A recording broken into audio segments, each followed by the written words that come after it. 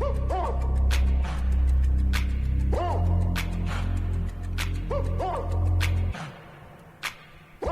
comes and goes. We're out here chasing a feeling. Well, good morning, everybody, and welcome to Feels Out Loud, brought to you by Becoming Together Therapy and Wellness. This is your host, Tara Martini, along with fabulous Becky McNattin. We are so blessed to have you listening as we live and share stories of mental health. So today, we are taking on one of the most universal concepts, friendship. Well said. We are going to explore the connection between friendship and our mental health, as well as when to foster those relationships and acknowledge sometimes when it is time to let them go. Oh, yeah. For many, friendship is a simple concept, especially what we were taught growing up. You make a friend, you hold on to that relationship forever, whether it serves you in your life or not. Yeah. And that was just, have you made a new friend yet? How many times were we asked that during childhood? You make a new friend yet? Oh, have you met anyone that it's almost like an assignment. And then we have to hold on to that for the rest of our life. So, Yes. Becky, I have a question for you. Yeah. Think back to your childhood, those awkward years where you're trying to navigate friendship and discovering yourself. Did you ever own a friendship necklace that contained two halves of a heart with that little rigid break in the middle? Yes. May have been engraved with these fabulous words, friends forever. Yes, I BFFs, totally did. besties. I absolutely did. Do you remember what it looked like? Tell me a little bit about it. Yeah, well, actually, I had one that was split into three. Because it was... Of course you did, because you had so many options. Well, we also had a notebook that we decorated with words and would pass in between us, so sharing letters to each other. That. But it was silver. It had kind of the engraving BFF on it. It was a silver chain. Oh, my gosh. Yeah. I love that. And it felt like belonging to, I didn't have that word then, but that's really what it felt like. It was, I'm part of something. I love that. And for those listeners out there that are too young to understand the purpose of the notebook, it was like your cell phone. Instead of texting, you had a notebook. Yeah. And it contained your world. Yes, with magazine cutout pictures and decorated doodles, and we would write notes to each other and then pass the notebook when we'd get on the bus the next day. Do you have any of those notebooks? No. Still? I wonder what happened to them. I don't know. Somewhere your whole world is in that notebook. I love that. And it is true. It's one of those I hope for so many people they saved those notes, right? And all those things from childhood. So what if we looked at friendship from a different perspective? So rather than you're assigned to make a friend and you have them forever, think of them as fluid. Okay. So depending on what chapter you're in your story, they're going to serve different purposes along the way. Part of that story may be that it does come to an end. Yeah. What if we acknowledge and honor what that friendship or that friend brought into our lives and then gracefully moving forward? You bring up such an interesting point, because I think sometimes, well, one, it isn't necessarily what we're taught about We're friendship. Totally not. That you're sort of referencing like break up with friends. When has something served us? We want to write to ourselves, well, then it must not have served us. Well, it served us for that time. It did, and we have to honor that. Yeah, you're talking about this perspective shift, how we morph and grow as human beings, how our friends morph and grow too. Sometimes there's an evolving apart and there's an evolving toward, with a recognition that it doesn't discount anything. No. But it does support this idea of who we are becoming. And that's painful. That is painful. Such a good conversation already, and knowing when to let go and when to hang on. Super important to continue, but right now, we're going to take a short commercial break. Stay tuned as we talk through, really, the purpose of friendship. Yeah, let's do it. And how it impacts our mental well-being. Thank you for listening to Feels Out Loud. We will be right back. Need help from nobody else. All you got to do now.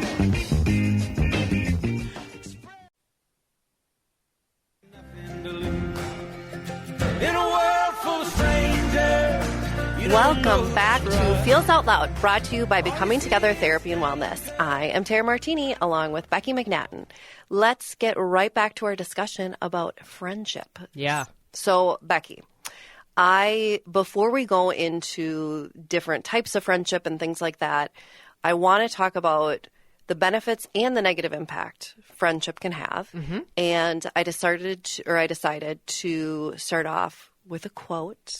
We're going to welcome Mr. William Shakespeare to our conversation. Mm-hmm. And tell me what you think of this quote. Okay. A friend is one that knows you as you are, understands where you have been, accepts what you have become, and still gently allows you to grow. Wow, that's beautiful. Way to go, William. Well, I think about several things as you say that quote. It feels like radical inclusion of knowing. That's a great way to look at it. Knowing who you are as a person and saying, I love you that way. I care about you that way. And also it's massively permission giving. It feels like a positive regard around, I don't know who you are growing to be, right, but I love that you are. And I'm going to walk alongside you as you're growing. Yeah. But also admitting that your life circumstances or experiences do change who people are, right? You are not the same human. We are not, thank God, the same human we were when we were 13, right? Right. So it's that idea of that ever-evolving fluidity.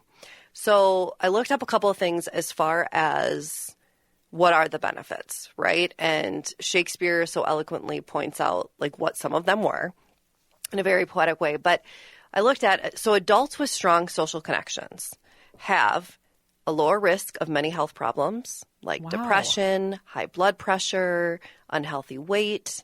In fact, studies have shown that older adults who have close friendships and healthy social supports are likely to live longer than do their peers who lack connection. I totally believe that. Social isolation has massive influence on physical health. Yep. Well, and think about, too, going back to the pandemic when we all had to isolate. I saw as a school counselor and as a teacher the negative impact that isolation and the high percentages of occurrence of depression, anxiety, all those things. Yeah. And so we can also look at it outside of just the friendship realm. So check this out. According to some fancy person's analysis of more than 308,000 people, people with no friends or poor quality friendships are twice as likely to die prematurely. Wow. A risk factor even greater than the effects of smoking 20 cigarettes per day. That blows my mind. Okay, it blows my mind too. Now, let's also remember I got it from the internet. But it makes sense, right? Because we as therapists see the results of isolation and no connection. Humans need connection. Humans thrive from connection. So think of the physical ramifications if there is no connection, right? Yes. So it sounds profound because it is. So looking at, which kind of went from the positives of it, starting to look at risk factors and things like that. Now let's look at a quote that to me illustrates the negative impact that friendship may have. Like we need friendship. Yes. And friendship itself can sometimes cause impact. Got it. It can, absolutely. Or the wrong friendships, right? A toxic friendship. Yeah. What can that do to your mental health? Got it. Well, toxic friendships, the quote related to kind of the negative impacts, it says, a healthy relationship is a feast of affection and giving for both people. Not one receiving crumbs and trying to convince themselves it's enough. Oh. Okay. That makes me think about times where I have received crumbs and told myself that needed to be okay. And we've talked about on this show that relationships are are interdependent. Yes. And they are highly fluid. So sometimes we might be giving 80% or 90%, and the friendship might be offering us back 10% or 20%. Yep. But I hear you're talking about the totality. Yes. Where maybe there's a pattern to this, or with repeatedness, you feel like you're showing up and it's not a reciprocity of affection and giving. It's you offering, and then what you receive is something like crumbs. So it has me thinking about times in my life where I've had that experience and not knowing what to do with that. Right, which we will talk about today. Because it's super painful. We get ourselves thinking maybe it's something I'm not doing. Maybe I need to show up more. Maybe I need to just be okay with this. Right, which I think is what we're taught, right? Is like, well, it's friendship. Like, that's what it is. But if you're sitting there, you know, I just so easily envision like this little handful of crumbs going, whoa, wait a second. Like, meanwhile, I'm giving this person loaves of bread, right? Yeah. And all of myself Yeah. and the efforts, and it's not being reciprocated. That hopefully we get to a point where we do sit with the crumbs and go, hey, I deserve more. Yeah. And then it's what do we do with it? So when we look, though, at the friends who really are just giving us those crumbs, they can have a significant negative impact on one's well-being. So according to the Mental Health Foundation, recent studies from Ireland and the USA have found that negative social interactions and relationships increase the risk of depression, anxiety, and suicidal thoughts. Wow. They can also lead to low self-esteem and self-worth, as toxic friends often put others down and make them feel inadequate. So really, if you look at it, it's two sides of the coin. I just explained.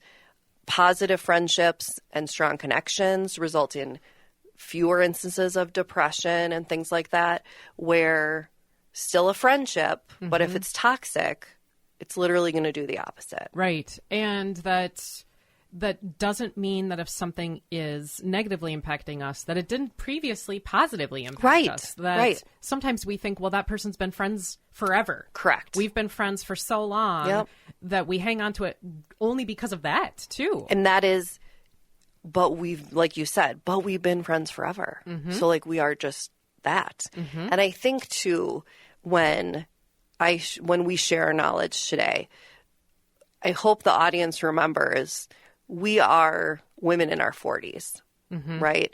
We have lived a life. We are more comfortable in ourselves.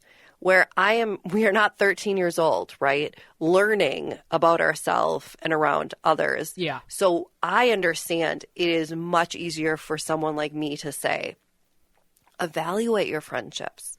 Look at how it serves you. And know that it is okay. And we talked about this a little off air of it is okay to sit and hold and honor and cherish your friendship and what it did for you, but then also taking a step back, not necessarily ending it, but taking a step back. Yeah. And saying, I need to allow more space. Yeah. Or holding it, giving it and honoring it, but also knowing there is a time where it may come to an end. And knowing that's not a sign of failure. That's a sign of, for whatever it is in my life, I outgrew that. And it doesn't suit me or fit me in my life right now. Things have changed. They have. So I want you to think of, and I don't want to confuse people when I say friendship is fluid. I don't think like water related, but I had to come up with an analogy related to a stream. Okay. So I want you to think of a stream right now. If you're in your car, wherever you are, don't close your eyes, but try to envision a stream. Got it. And now, what if we viewed friendship as that stream? It's gentle, yet a strong force. It's dynamic. It's constantly changing and evolving as people and circumstances shift. It's important to embrace that, right? Yes. That fluidity, that ever changing, allowing the friendship to naturally, like you said off the air earlier, ebb and flow, rather than clinging to a set of concrete expectations, like you're clinging to that rock on that stream. The purpose isn't to just hold on. It's to be able to let go and allow your friendship to go where it is meant to go. Right? Right. A stream has to go somewhere. It's leading to something bigger. That person may be with you at the end when you find the sea. They may not be, but they sure did something to contribute to you getting there. Yes. Well said. Thanks, girl. And that everything is always moving. It is always moving. And that what I got when you said concrete expectation, that clinging, you use the word clinging, beautiful word to talk about how fear can come into play. That when we embrace this idea of movement in friendship, we probably wonder, well, if I move on from this friendship that isn't necessarily working for me, I'm going to have nobody. Right. So that's fear. That's a Yep. clinging to something with an anxiety or a worry about what change means, and that trust that it's actually can be a really beautiful thing. That person was a part of your process, and that was meaningful for whatever part that was, and it served something. Right. Yep. So just like we talked about last episode about different types of things, there is a list regarding friendship as well. So I want to take a look at the deeper concept of friendship as fluid as that ever-changing process. And then along the way, Becky, you and I would love if we shared real-life examples of these things playing out in real life. Okay. So first one is change and evolution. So friendships, like life itself, they're not static, they're dynamic, they're ever-changing. They change as people grow.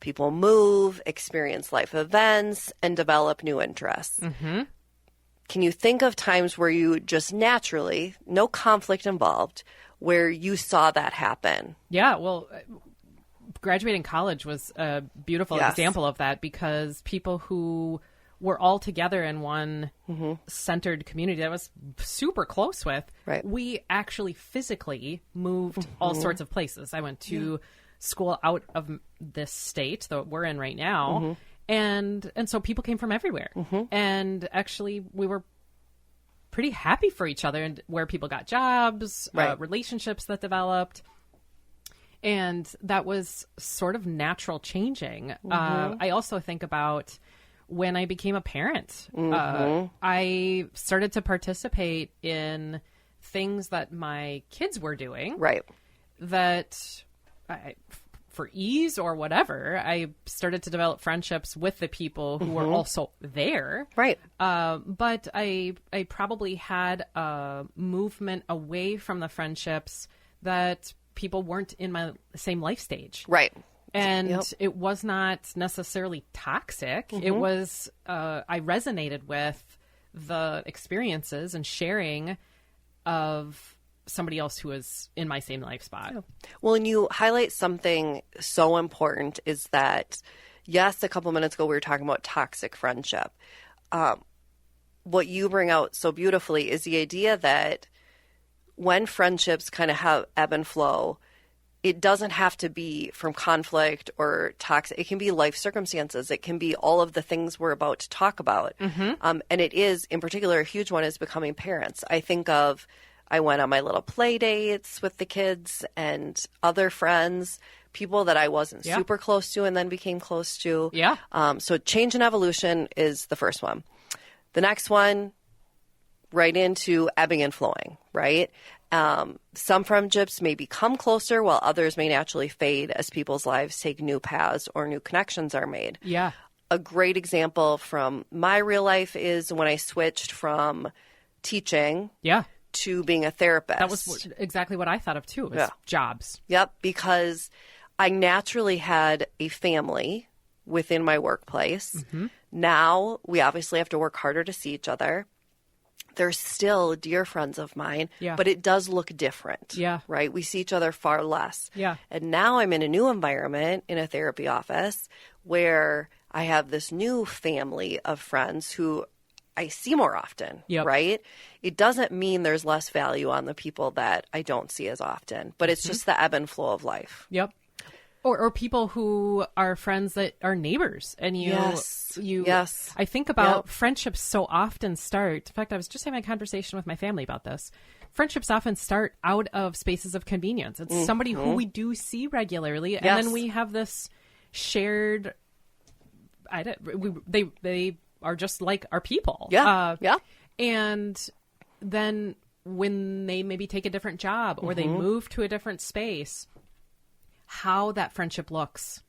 Yes. Is different. It and shifts. That is literally what we call the role of context, which we'll be talking about in just a moment. But it gets at that friendship ebbing and flowing that we have to be willing to do in order for them to continue. Right. Because what I hear you saying is if we embrace this idea of rigidity, that this is how our friendship looks, it was convenient to see you. I saw you at work every day. Well, right. Well, now I don't anymore. Yes. If I don't hold the understanding that, it moves. Yep. It is fluid. Yep.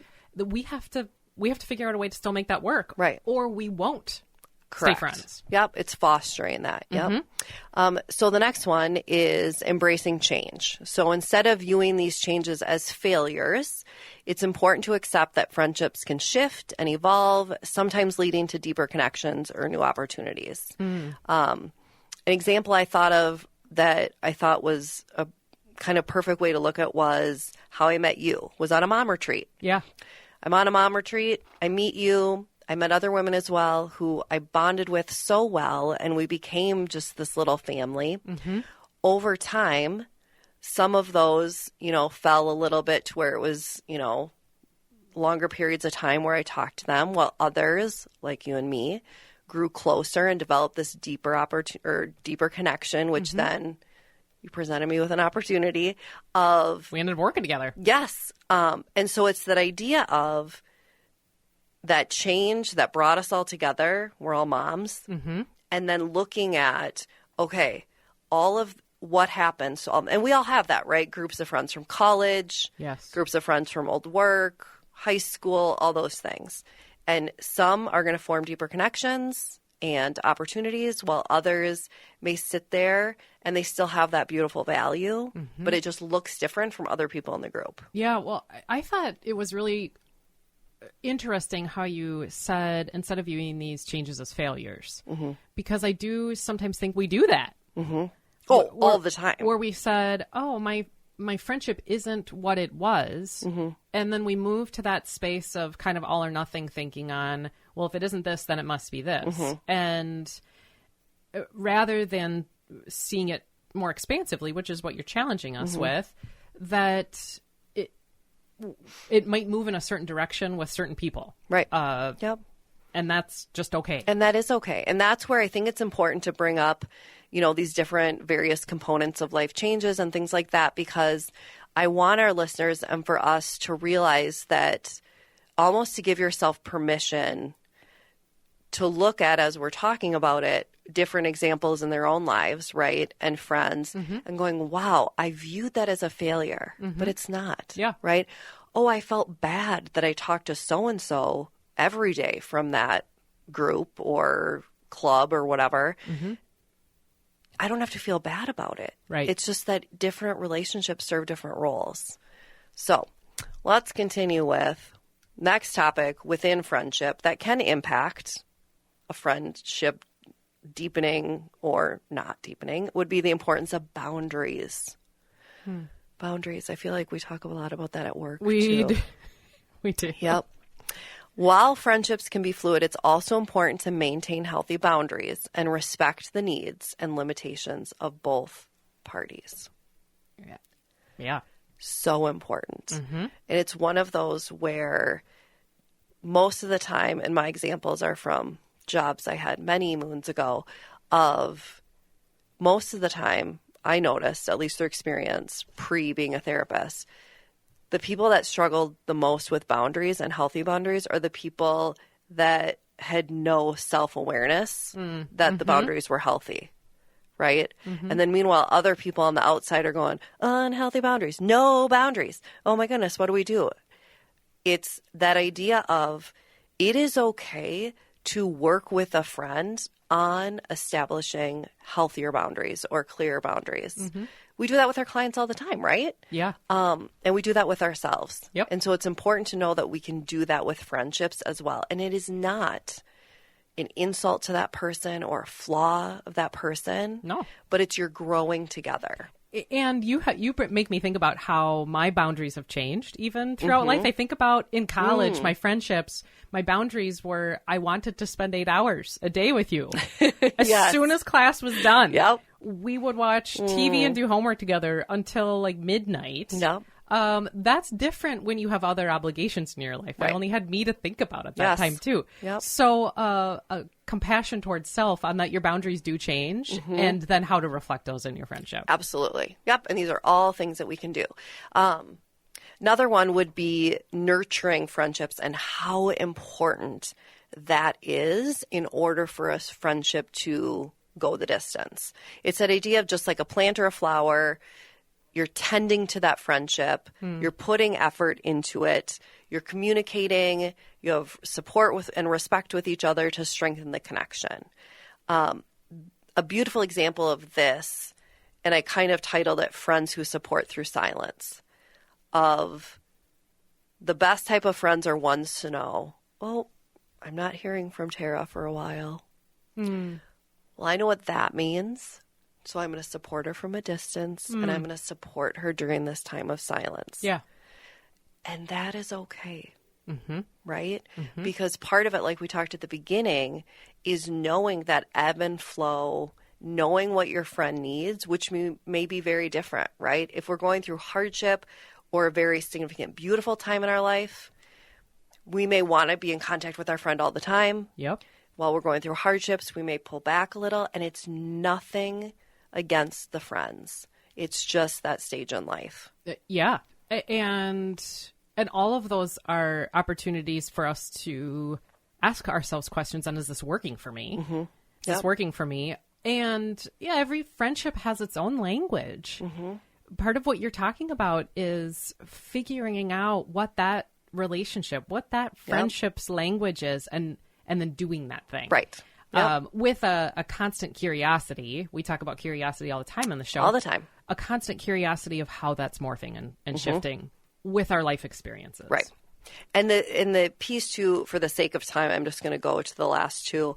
The idea of valuing the different types of friendship, that each person serves something different in your life, right?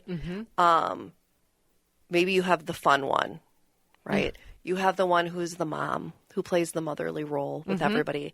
You have the one who's the cheerleader, right? Who cheers everybody on. And I saw you kind of like look up when you were doing that. And in my head, I envisioned like you thinking up, okay, that friend is this. Yeah. That friend is Yeah. this. Being able to, with this idea that not one person is all the things. Yep. So Yep. different friends highlight different components of us. And yes, and one person does not have to, nor should they, play every single role, Yes. right? A little tip for people that I found this being one of the most beneficial things I ever did, that during a big life change, kind of people were looking around me going, well, I don't know what to do. I don't know how to be there for you, right? And my therapist at the time had said, well, think of the different roles that your friends play. And then I started thinking about that more. And it was the idea of, I'm going to write a letter to my inner circle. And I'm going to tell them what I need from them. Cool. Right? So my friend, Courtney is the motherly one, right? I know that she's going to be the provider of like bringing me food and checking in and seeing how I'm doing. And then I have another friend who's the fun one, who what I'm asking then for her is, hey, get me out of the house sometimes and let's go to happy hour, right?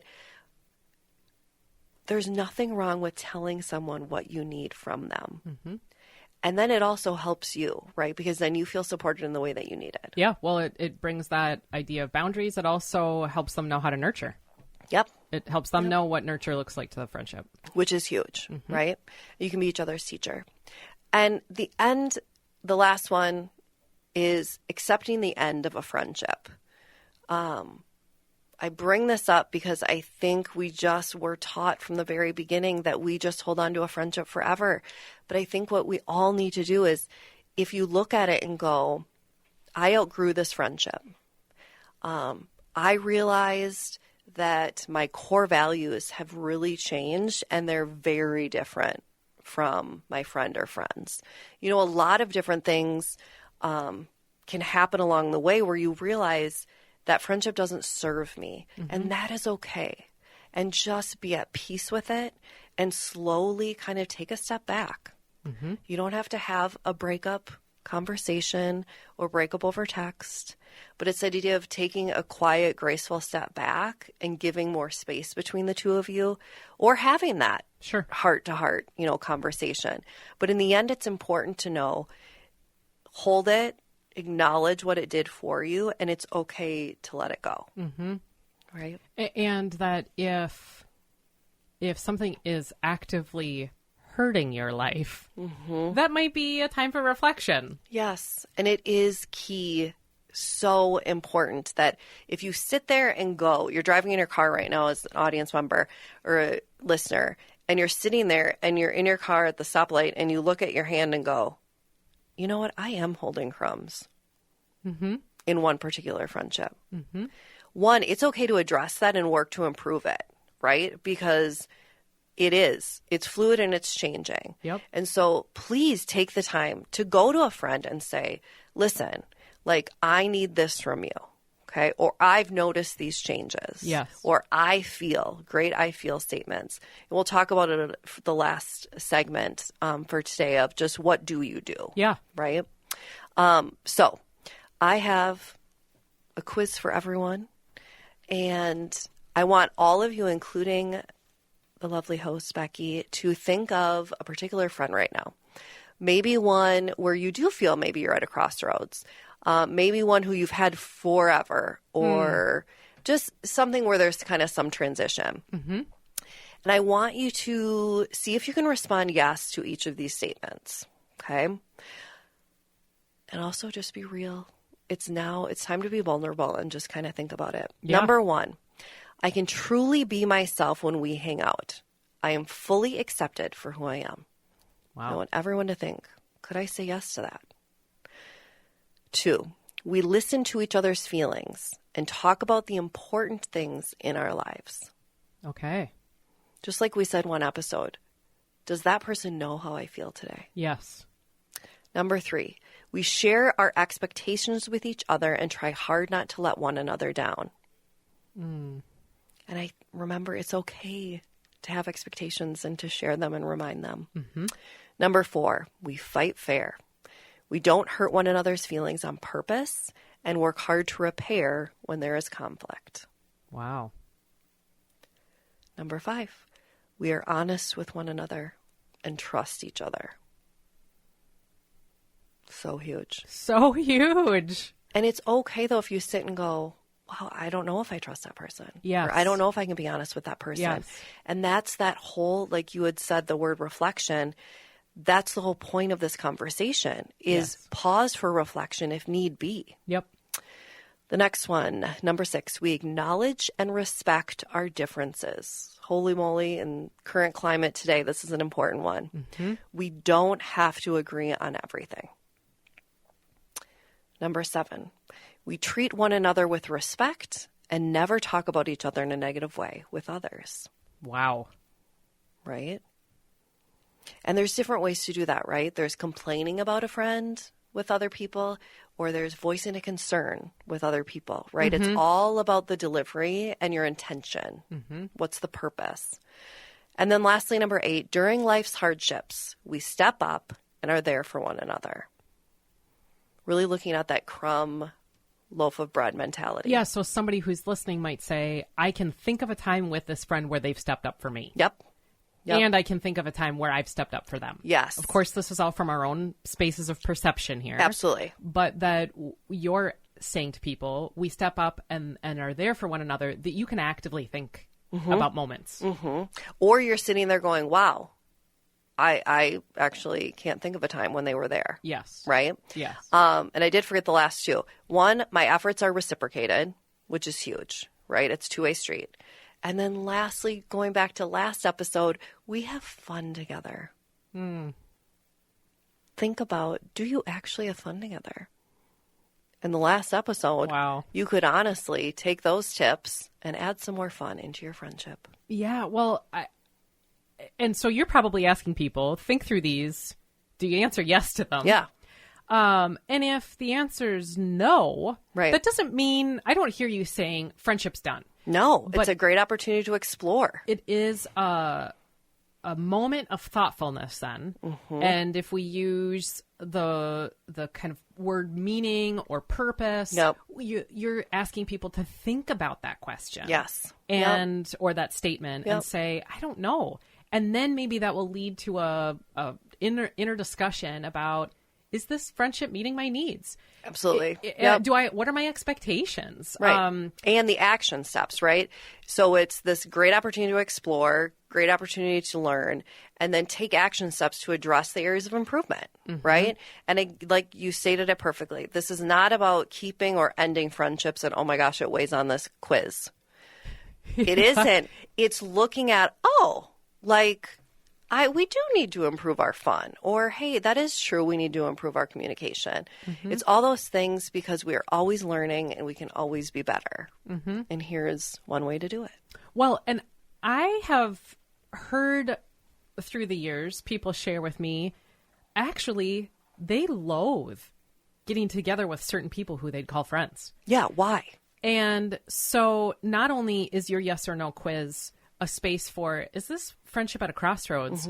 If you actively said no to certain things or think about friendships in your life that are big feels. Yeah.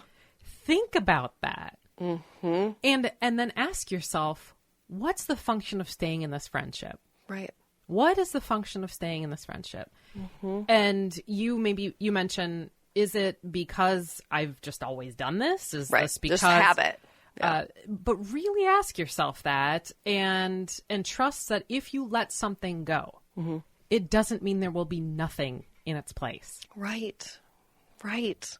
There will always be something. And I think that's the important piece of is I think the mentality when we were in our 20s was, and I don't know if I'm the only one that did this, but even in my 30s, it would be, okay, my weekends. Okay, I haven't seen so-and-so. Okay, so I'm going to get a lunch with her. Okay, I'm going to plan coffee with this person. Yeah. Da-da-da. Oh, I don't really want to, but I'll meet this person for happy hour. Why do we do that? Right? It should be that you're looking forward to it. And if you see it as an obligation or something you have to do, then stop and just reflect and think to yourself, why? Why does my body and my heart and my mind respond this way when I think of hanging out with that person? Right? Yeah. It's just a beautiful time for reflection. Yeah. Well, and you bring up life stages. All the things. Moments that we're engaging in at that time. Yep. And it has me thinking about your quiz could be a moment for people to say, if the answer was no, is it something I'm doing to contribute to the answer being no? That's a great point. You know, if we listen to each other's feelings and talk about important things in your life, are you sharing important things with the person who you're hanging out with? Right. Right. If the answer's no, there might be an opportunity for you to say, well, how am I engaging in the friendship? And vulnerability comes into play. Yep. Our own, as we've talked about, inner critic comes into play. Yep. What are the things that are impacting how you show up in the relationship? Because, as you said at the very beginning of the segment, it's huge to our mental wellness. We need It is friendship. huge. Yep. We need connection. And we actually need all sorts of tiers of connection. And different people are going to highlight different facets For sure. of the who we are. Yep. And so we are going to be challenged to show up differently in all of those relationships. And so people who are listening today might be saying, oh, wow, this is like a really important note to self. They're like, I was not prepared for this, sitting and having coffee on my Sunday morning. What we could do different in sharing of ourselves in more real ways. Yes. With the people that we want to have connection with and seeking what cultivation of friendships really is for what we need. Well, it is. And it's looking at that authentic self. Am I truly my most authentic self? Well said. Yeah. I mean, are we that? So much to think about here. It's been an amazing discussion. We're headed to a commercial break, but I'm going to be thinking about friendship all through it. Right. When we come back, we're going to talk through listener questions about friendship and our mental health, the interplay between those two. Stay tuned and we will process your thoughts in just a moment. You gotta find the people.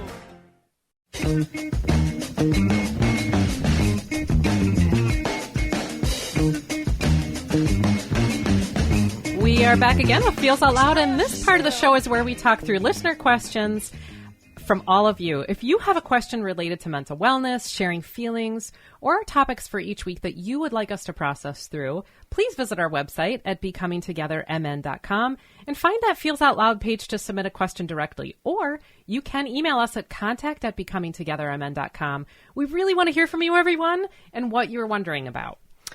I am so grateful to our listeners who have sent in questions about friendship Always. and mental health, because what they'll do, and I think we do this every single week, is as we're going through them, I think everyone's thinking of that.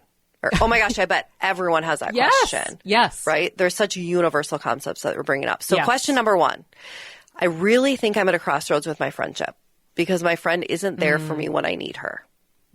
How do I bring this up to my friend without hurting her? Been there.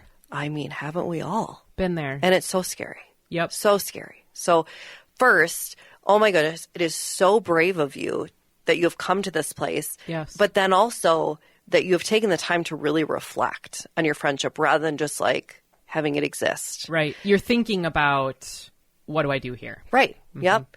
As I often say, it's probably one of my most widely used things, is that as adults, we have to be willing to have hard conversations. Hard conversations may arouse some big feelings, right? So when you say, how can I bring this up without hurting her? It's okay if feelings like hurt or frustration or things like that come up in the conversation. Yes. Right? Because you value your friendship enough to have that hard conversation, right? If you're not willing to have it, then how much do you really value this relationship? That's a really good question. So it's okay. It's okay to share how you are feeling and how you got there while also stating your needs. Use I feel statements, right? It's always, and this is also a tip for parents, don't say, well, you didn't show up for that dinner that we had. And if you did, you said you're going to be like 2 hours late, so we canceled it anyway. She or he, the friend, knows that. That's a fact. But if you share how you feel in response to what they did, that they can't argue with because those are your feelings and they are valid. It's just your experience. So with this, and I know that missing dinner is a small example compared to you're at a crossroads with a friendship. Right. But look at it the same way of, I feel this way, right? I need from you. It is okay to say, I need you to reach out more, to check in. I need you to show up when you say you're going to. Yep. It's okay to do all those things and know that it is being shared with love and that the hope for strengthening the friendship. Yeah. Well, and you bring up a really good point that if you bring something up, how you are received with that is very evidence offering on whether this friendship is of a space to continue. For sure. Because this person can say, how do I bring it up without hurting her? Well, if you don't bring it up, what's the cost? Right. You think of through Right. that. Yep. Is there one? If this is a really good friend, there might be a big cost. If you get back a response that feels really awful, that's information giving. Well, it's so telling, right? Yes. It is so telling because either the person is going to respond with, oh my goodness, thank you for bringing that up. I had no idea you felt that way. Or they could respond with, I have no idea what you're talking about. Actually, I think you're the bad friend. Yes. And then you have your answer, right? I think that is part of the response back to this listener is think through what are your feels. You're talking about managing their own feels as they show up, feeling okay about what that is, having that hard conversation, and then asking, like, what's the cost about this, and that I'm going to trust whatever comes. Right. Is clarity offering for me about this friendship. Yep. Exactly. Wow. Oh my goodness. Well, we are already at the end of our show today. Thank you for listening, everyone. Join us next week as we explore maternal mental health with a therapist specializing in that area. And in the week ahead, be kind to yourself. Remember that connection fosters wellness, and your voice is one that the world around you absolutely needs to hear, everyone. Share yourselves, friends.